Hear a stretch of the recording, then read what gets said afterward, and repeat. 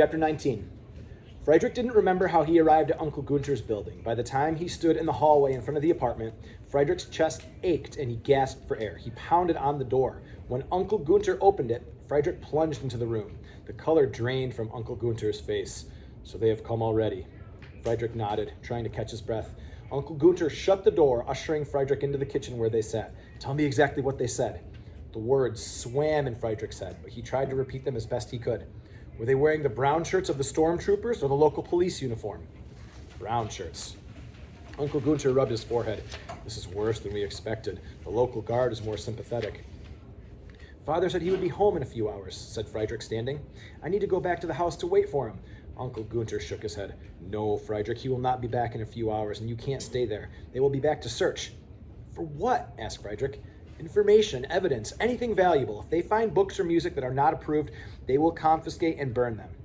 Friedrich put his hands on his head. "This is all my fault. I told Anselm we were leaving to meet Elizabeth in Berlin. How was I to know she wasn't in Berlin and that she was with the commandant's daughter, Anselm's sister, in Munich?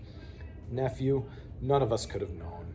This is not your fault, but right now we don't have time to debate. We must move quickly and go back and get your things."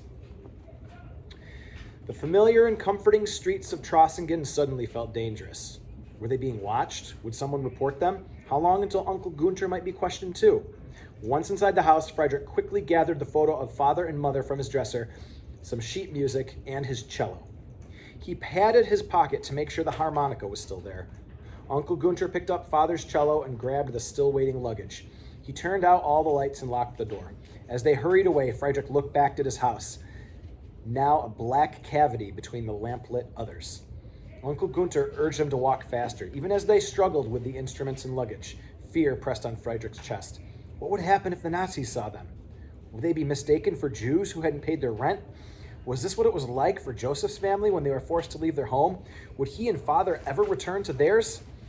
Later, as Friedrich lay on the cot Uncle Gunter had set up for him in the front of the hearth, he looked around the small two-room apartment, now crowded with his and father's bags and cellos. He clutched the harmonica to his chest and cried into his pillow. He could have sworn he had heard music, the Brahms, first as a child's lullaby, then a mournful lament, and finally, a staccato march, accompanied by the ominous sounds of jackboots. Was it his imagination or a premonition?